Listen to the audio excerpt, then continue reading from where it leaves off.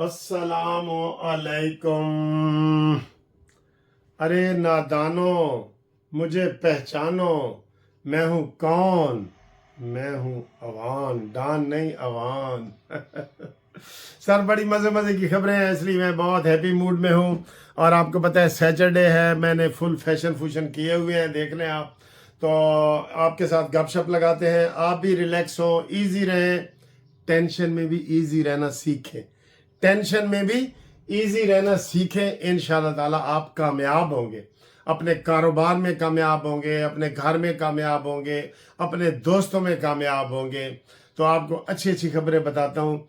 मैंने जब पिछले हफ्ते राना सनाउल्लाह को ओहदा दिया गया वफाकी वज़ीर का, तो मैंने कहा था कि जी अगले हफ्ते साद रफ़ीक को भी ओहदा दिया जाएगा, कहा था कि नहीं। और मैंने कहा था कि टार्जन की वापसी हो रही है आहिस्ता आहिस्ता। टार्जन टार्जन कौन है? टार्जन जनाब हमारा नवाज शरीफ साहब है, उनकी वापसी हो रही है। आज ख्वाजा आसिफ ने भी मुझे खुश कर दिया है बयान दे के 9 मई के हवाले से। मेरा ख्याल है पहले उसके ऊपर बात कर लेते हैं। ख्वाजा आसिफ ने कहा कि ये 9 मई वाले जो हैं ये कोई काबिले रहम नहीं है। इन्होंने 9 मई को फौज से बगावत की है। ये इनकलाब लाना चाहते थे पाकिस्तान की अवाम के खिलाफ, इस्लाम के खिलाफ, फौज के खिलाफ। इन्होंने सारा मुतहिदा होके अपना बैरूनी एजेंडा पूरा किया और ये इनकलाब लाने के लिए इन्होंने शोशा छोड़ा कि भाई हम वो उनको जेर कर लेंगे, उनके F-16 पे जहाज़ों पे मियाँ वाली में कब्जा कर लेंगे, इधर कोर कमांडर हाउस पे कब्जा कर लेंगे, पेशावर GHQ पेशावर में कर लेंगे, GHQ रावलपिंडी में कर लेंगे। पूरी मंसूबाबंदी की गई थी, बगावत बगावत, और वो बगावत हुई है नाकाम। तो जब बगावत नाकाम होती है ना तो उधर फिर शूट कर दिया जाता है, ठिशू ठिशू। फिर मुज़ाकरात नहीं होते, फिर कोई कमेटियां नहीं बनती, फिर कोई जुडिशियल कमीशन नहीं बनते। आप इनका मुतालबा है जुडिशियल कमीशन बनाओ। हैं केड़ा जुडिशियल कमीशन भाई? जब एक बंदा मर्डर हो जाता है, कोई जख्मी हो जाता है, कोई डाकी FIR कट जाती है, वही जुडिशियल कमीशन होता है। तुम्हारे लिए अलहदा बनाए? ओह माय गॉड, अगर ये हमारे उसके ऊपर अमल करते। अब मुझे आज सुबह किसी ने वीडियो भेजी है कि देखें जनाब जुल्फकार अली भुट्टो ये 8 बाई 8 कमरे में ये इधर शाही किले में इस कमरे में रहे हैं। वो उनका गद्दा दिखा रहे थे, उनका इतना सा रोशनदान था बस, और कोई उनको कोई इंसानों की आवाज़ तक नहीं सुनाई देती थी। इस बागी को, फौज के गद्दार को, सियासतदानों के मक्कार को आपने 12 कमरे दिए हुए हैं, 10 डॉक्टर दिए हुए हैं, टीवी दिया हुआ है। ये कहाँ का शराफत है? कम से कम अपना अपना लेवल तो अपना रखता। जो ये कहता था मैं आके देखूंगा, इसको दिखाते कि देखूंगा क्या है। आज वो निशान इबरत बना हुआ है, ये मकाफात अमल है। ये सारे सियासतदान बाहर हैं, वाहिद ये चमचे, ये इमरान है, ये मैनिमेंटल है जो अंदर खड़ा है, अपने करतूतों की वजह से, अपने कर्मों की वजह से। बीवी को भी इसने अंदर कराया, जिसने इसको हाथ लगाया वो हाथ उस बंदे का सड़ गया। अब ये मौलाना फजल रहमान साहब के पीछे भी लगा हुआ है, उसको भी पट्टी पढ़ा रहा है कि शाबा भाई शाबा आ जाए। अगर वो कामयाब भी हो जाते हैं तो उन मौलाना साहब को क्या मिलेगा? मौलाना साहब को क्या मिलेगा?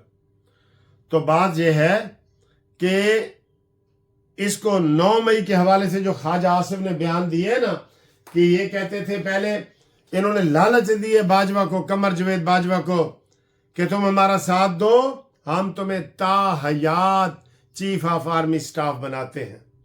ये रिकॉर्ड पे बातें हैं कि नहीं? हम तुम्हें मजीद एक्सटेंशन देते हैं, असी बिल्कुल तेरी गोद बैठन नू तैयार हाँ। अब ये बातें करते हैं, कहीं नहीं। 9 मई को अभी से मनाना, इसको ब्लैक डे को मनाना शुरू करो। मैं बार बार कह रहा हूं आपको, हुकूमत इस मसले में खामोश है। ख्वाजा आसिफ का ये पहला बयान है फिर कहते हैं जी हम अमेरिका की जनाब गुलामी नहीं करेंगे। सीधा अमेरिका के पास गया है कि जनाब मेरा कुछ करो, मैनू बचाओ, बचाओ मुझे। SOS के पैगाम भेजता है। SOS के पैगाम क्या होते हैं दोस्तों? जब समुद्री जहाज डूबता है ना, वो SOS, वो लंबा चौड़ा पैगाम नहीं होता, वो SOS लिख देता है। उसका मतलब होता है सेव आवर सोल्स। SOS, हमें बचाओ। अब ये अमेरिका के पास गया कि हमें बचाओ। अमेरिकी फर्में इसने की हुई है, सर मक्कार है सियासत का, गद्दार है पाकिस्तान का, फौज का मक्कार, गद्दार, बीमार, सारी इसमें वो चीजें पाई जाती हैं। इसलिए इसके साथ कोई असा करण ही नहीं रहत। भावे वसे तू वलैत, तेनू लेके जाना है मियाँ वाली। इसको पहुंचाओ मियाँ वाली जेल में, पहुंचाओ। मेरा दिल कर रहा है कि मैं ऐसी तकरीर करूं कि जनाब सबको पता लग जाए कि ये कानूनी टीवी क्या कह रहा है।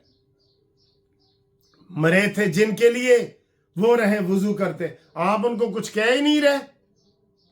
आपने उनको खुली छुट्टी दी हुई है। ख्वाजा आसिफ को आगे करें, वो इनकी क्लास ले ठीक ठाक।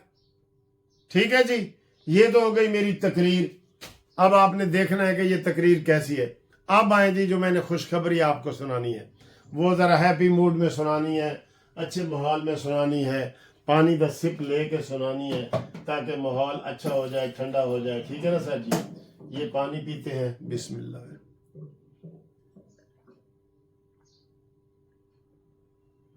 जी,